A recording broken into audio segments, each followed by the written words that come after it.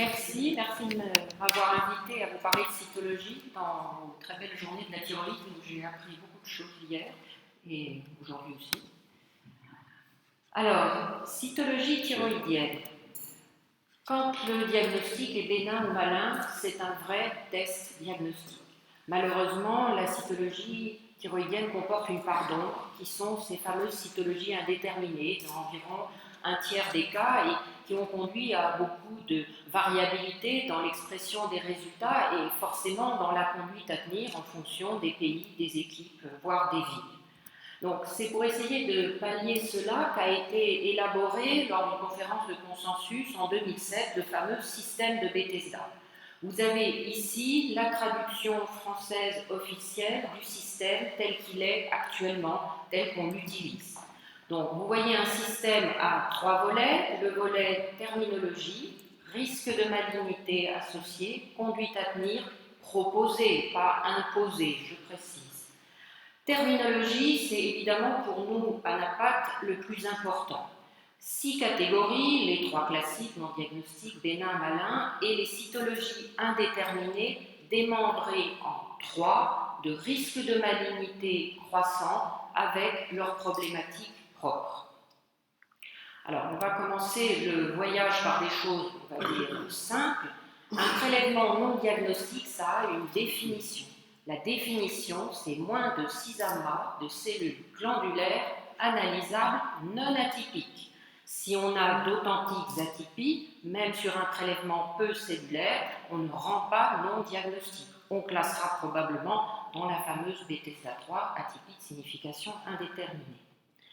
Évidemment, le conseil, c'est une cytologie de contrôle.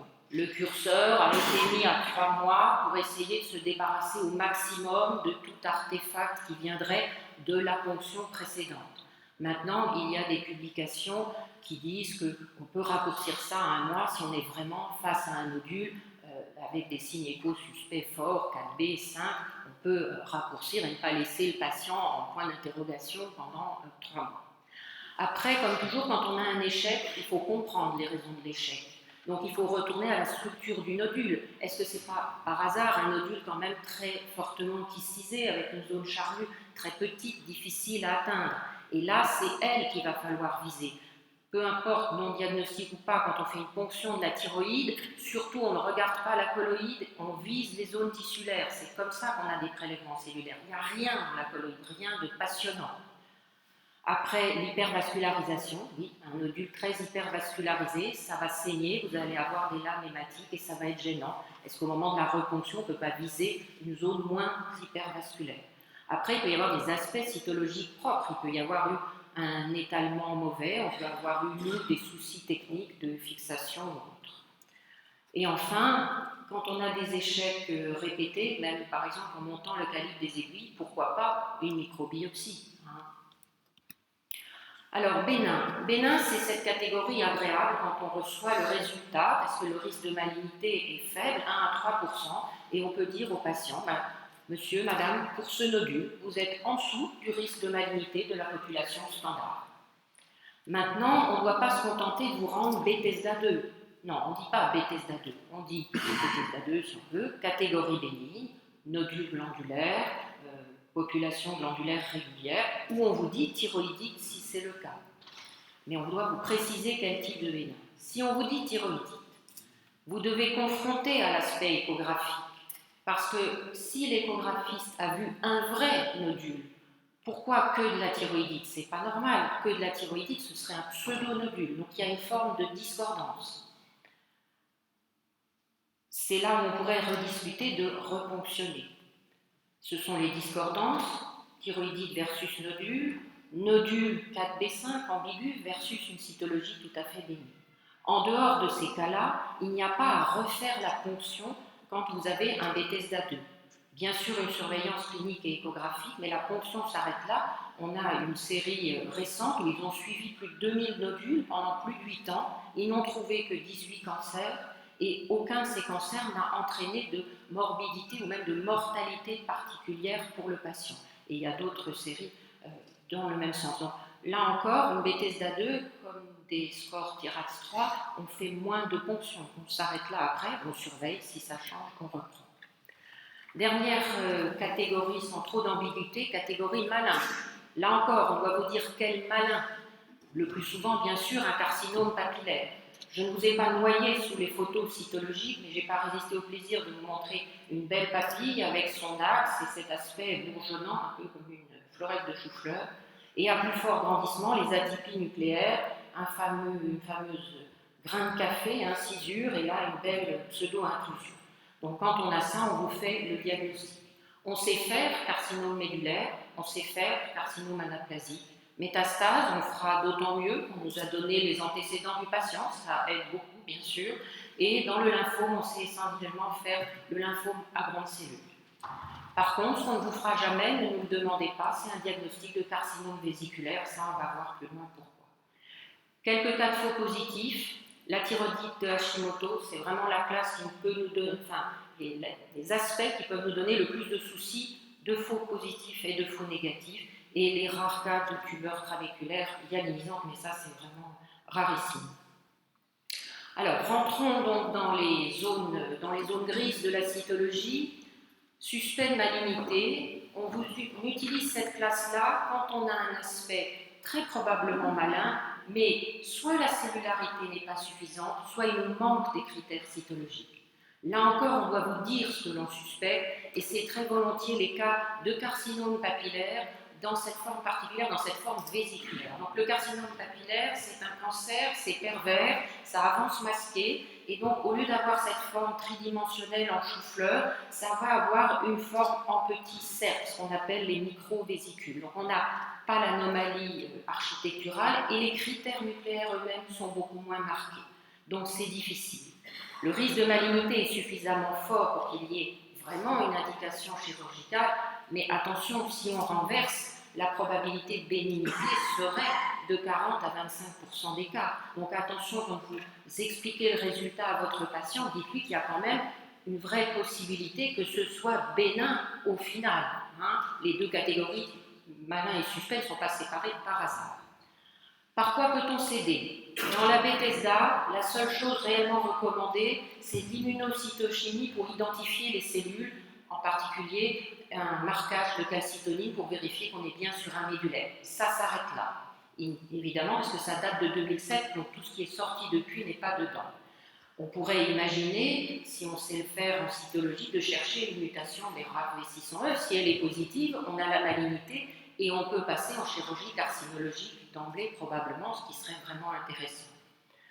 Biologie moléculaire, là c'est un peu le même esprit, il faut un test à valeur prédictive positive élevée, et quand on utilise un panel de mutations et de réarrangements, quand elles sont là, la malignité monte à 95%.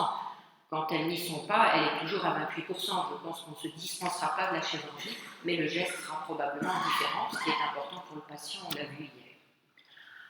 Courage, parce que le marécage devient de plus en plus profond. Bethesda 4, néoplaste folliculaire à cellules oncocytaires. Sous ces termes un peu barbares se cachent en fait des proliférations. Deux types de prolifération, soit comme sur cette image, une prolifération d'architecture microvésiculaire, vous voyez les cellules font la ronde, ou une prolifération de cellules oncocytaires, ou cellules oxyphiles, ou cellules de Hurtel. Tout ça, c'est synonyme. Les cellules oncocytaires sont ces cellules très particulières, avec ce grand cytoplasme bleu, plein de mitochondries. Donc c'est mis dans la même case parce que ça pose les mêmes problèmes et on ne peut pas les confondre cytologiquement à l'œil. Un signe négatif très important quand on a ces aspects-là, c'est qu'on doit vérifier qu'on n'a pas d'atypie de type papillaire. Si on en trouve, on n'utilise pas cette classe-là, on monte à la catégorie suspecte, bien entendu. Admettons qu'on ne les ait pas, quel est notre problème? Est-ce que là on est face à un adénome ou un carcinome vésiculaire? Donc, Bethesda 4, c'est normalement la catégorie qui sert à dépister le carcinome vésiculaire. Parce que pour le diagnostiquer, il faut prouver une invasion capsulaire et surtout vasculaire, qui est évidemment un critère qui n'est pas, et on ne voit pas comment, sera jamais accessible à la cytologie. C'est pour ça que dans le système, ils ont recommandé une chirurgie, une lobectomie. C'est la logique de la lésion. Quand on opère, on trouve du carcinome vésiculaire ou oncocytaire et on retrouve du carcinome papillaire de forme vésiculaire qui se cache partout parce que ces atypies peuvent être très modérées et on peut ne pas les avoir vues. Mais le bénin est tout à fait majoritaire avec un risque de malignité qui est loin d'être nul mais qui n'est pas très élevé. Et donc c'est pour ça que des voix et de nombreuses publications s'élèvent pour dire est-ce qu'on ne pourrait pas plutôt les surveiller? Alors, qu'est-ce qu'on peut trouver comme argument? Bien sûr, synthèse clinique et échographique. Quelle est la taille du nodule? Quelle est l'évolutivité du nodule? Quel est le score Tirax du nodule? Un grand nodule de Tirax 4B, on ne va pas discuter. Refaire une ponction. Si on a été très rigoureux dans ces critères cytologiques, dans l'absolu, non, on va retrouver, pareil, c'est pas que je n'aime pas prélever les gens, mais je n'aime pas les prélever pour rien. Maintenant, si on a un doute, pourquoi pas? Est-ce qu'on ne pourrait pas imaginer de faire une étude prospective où on prendrait, entre guillemets, le risque de ne pas opérer les patients pendant 6 mois, de tous les reprélever et voir si, objectivement, on change notre diagnostic ou pas? Ce serait quelque chose à regarder. Alors on peut, quand on travaille en milieu liquide en particulier, faire de l'immunocytochimie sur ce qui reste du prélèvement. Il faut toujours faire un panel, ici, une étude de Fada en 2011, un panel galectine 3 HbM1. Il a réussi à séparer ces lésions en haut risque et en bas risque de malignité avec des cut-offs quand même tout à fait intéressants, mais il persiste quand même 20% de résultats indéterminés. Il n'y a pas de méthode absolue.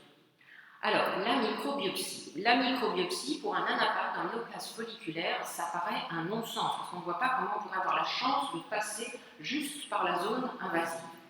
Maintenant, nos collègues coréens qui en font néanmoins beaucoup, quand ils ont un aspect néoplaste folliculaire en microbiopsie, leur risque de malignité est pratiquement doublé par rapport à la cytologie. Donc, est-ce que ça ne peut pas être utilisé comme un moyen pour forcer à l'exérèse, en quelque sorte? Quant au test moléculaire, quand on a la chance d'en disposer, là, la recommandation, c'est plutôt un test moléculaire à valeur prédictive négative élevée. Et ce sont les profils d'expression génique. Quand ils sont dans un sens bénin, vous voyez que la malignité tombe entre guillemets à 6%. La dernière, c'est pas la meilleure pour la fin, c'est plutôt la plus mauvaise. Atypie de signification indéterminée, lésion folliculaire de signification indéterminée. Donc, elle commence mal pour ça, dans le sens où même pendant cette conférence dite de consensus, ils n'ont pas réussi à se mettre d'accord sur le terme employé. C'est pour ça que vous avez ces deux termes-là. Initialement, ils ont strictement la même signification. Le risque de malignité était indiqué 5-15% et c'est un peu la catégorie, on va dire, de dernier ressort. Ce sont les cas où on a des atypies sur lesquelles on n'arrive pas à passer, on n'arrive pas à se dire c'est juste du remaniement, je le mets en bénin. Non, l'image est trop forte, on est obligé d'en parler. Mais elle n'est quand même pas suffisante pour déclencher une chirurgie. Donc vous vous en doutez, c'est une catégorie qui va être assez hétérogène. Et là, c'est tiré du fameux atlas qu'on peut lire et qu'on relit régulièrement. Il y en a quand même 9 cas, dont un, ils sont gentils, qui s'appelle « Autre cas ». Donc ça pourrait s'appeler « Crise d'angoisse de l'anapathe », je ne sais pas. C'est vrai qu'on a quand même parfois... Nous minorons pas comme ça, on peut avoir des aspects tout à fait inhabituels. Ces aspects de tumeur trabéculaire ionisant, ça m'est arrivé d'en voir, c'est difficile à classer, c'est tout à fait ce genre d'aspect bizarre qu'on va peut-être mettre là par défaut.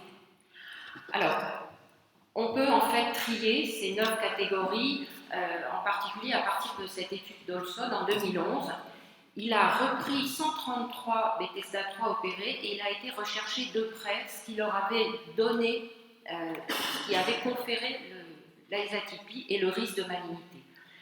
Là, ces 7-là ont en fait un risque de malignité très faible, et si vous les regardez rapidement, c'est volontiers des histoires d'artefacts, de populations cellulaires pas tout à fait, c'est suffisant.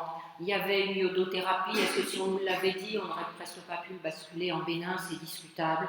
Est-ce qu'on nous avait dit ici qu'on ponctionnait un nodule à dominante kystique et que la paroi du kyste a été tellement raclée pendant la ponction qu'on a plein de cellules bizarres remaniées de la paroi? Les plus intéressantes, puisqu'il avait quand même 32% de malignité au lieu des 5-15%, c'est d'aller voir les 2 autres populations. C'est la dominante microvésiculaire, mais si on respecte les critères, ce n'était pas suffisant pour dire néoplasme folliculaire, c'est pour ça que c'était là. Et il y a un risque de malignité de 27%. assez proche de ce qu'on attendait d'ailleurs dans la Bethesda 4. Atypie focale de type carcinome papillaire, mais le reste du prélèvement bénin.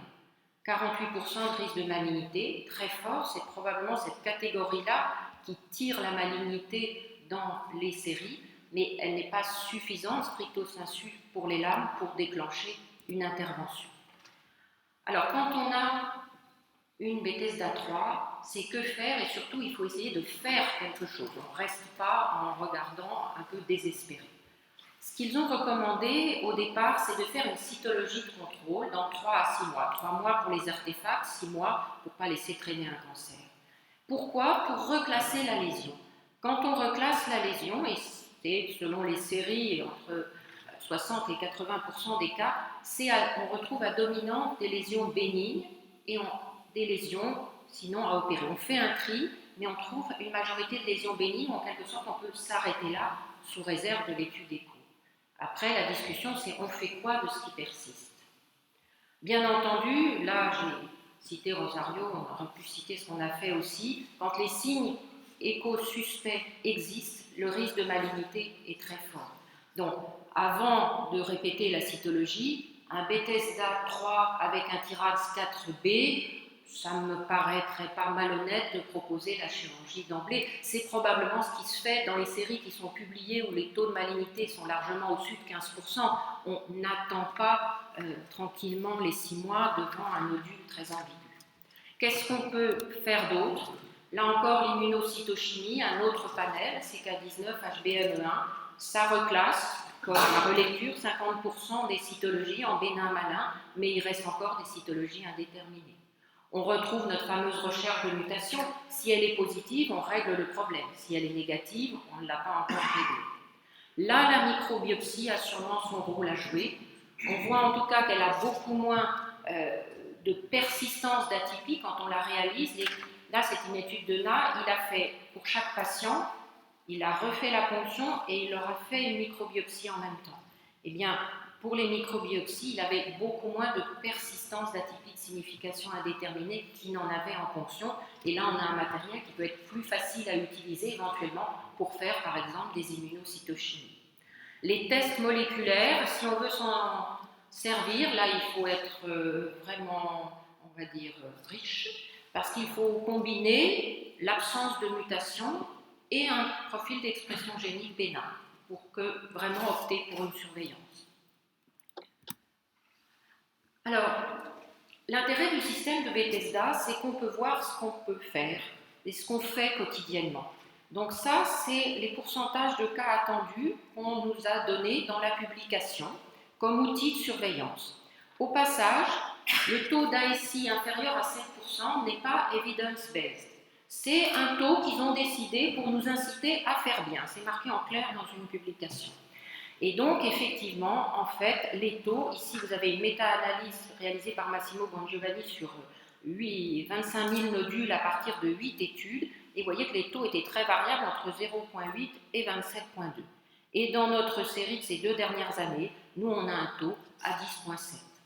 Donc, c'est pas mal de pouvoir reventiler ces classifications, comme ça surveille, on peut se surveiller, on peut vérifier qu'on ne dérive pas trop dans la Bethesda 3, qu'on n'est pas trop en période anxieuse et que ça enfle. Le taux de non-diagnostic, ça peut être intéressant pour le préleveur, surveiller aussi qu'il reste dans des taux à peu près raisonnables. Et puis là, en regardant, on s'est aperçu qu'on n'avait que 2,5% de malignité. Donc ça m'a un peu interloqué, j'étais un peu embêtée, surtout comme on avait 75% de bénignité. Et Gilles m'a aidé à regarder. Et en fait, on a vu une donnée assez intéressante. Quand les nodules sont anciens, anciennement connus, voire déjà prélevés ou pas, le taux de malignité est très bas, à 1%. Par contre, quand c'est des patients qu'on nous envoie parce qu'on vient de découvrir le nodule, le taux de malignité monte à 6%. Autre façon de voir, quand on a les retours histologiques. Là, à nouveau, alors ils étaient à peu près, dans la méta-analyse, le taux global est assez cohérent, mais quand on décortique les séries, ils sont là encore entre 2 et 28,3%. Nous, 23%. Mais 23%, c'était 31 malheureux cas que j'ai pu récupérer et on va dire 40% d'entre eux, je les ai trouvés parce que la personne s'est fait opérer pour un autre nodule. On lui avait ponctionné 2 nodules, un cancer, et puis l'autre, on avait dit carcinome, et puis l'autre, c'était une atypie de signification indéterminante. Chic, je suis allée regarder le compte-rendu ANAPAT, trouver qui était qui, et vu si cet AITI était aussi un cancer ou pas, ou aussi bénin ou pas. Donc et dans les publications, parfois, on comprend que c'est comme ça qu'ils les ont retrouvés, en fait. Ils sont opérés éventuellement pour eux-mêmes, mais parfois, ils viennent pour une autre raison, parce qu'il y a eu une autre chirurgie. Et puis, le taux de la prévalence de malignité, c'est intéressant à connaître, Gilles vous en a déjà parlé. Donc, les cytologies indéterminées, il faut se faire une raison, elles sont inévitables. Le système de Bethesda, c'est un outil, parmi d'autres, pour essayer de stratifier leurs risques. Ça permet d'auto-évaluer sa pratique, vérifier qu'on ne dérive pas trop dans les cytologies indéterminées. Comme le TIRAC, ça permet qu'on communique entre nous de façon homogène et qu'on puisse communiquer aussi avec le patient. Mais comme tout outil, ça ne s'utilise pas tout seul. Dans votre boîte à outils, je pense que vous avez autre chose qu'un seul tournevis. Et donc, il faut corréler ça, bien sûr, à votre contexte clinique, bien sûr à l'échographie. Ce serait bien qu'on l'actualise, ce serait bien peut-être qu'un jour on fasse une grande étude prospective de ce système pour voir s'il résiste sur la durée et sur les indications. Peut-être qu'un jour on aura une réponse à toutes les énigmes de la cytologie thyroïdienne. Je vous remercie.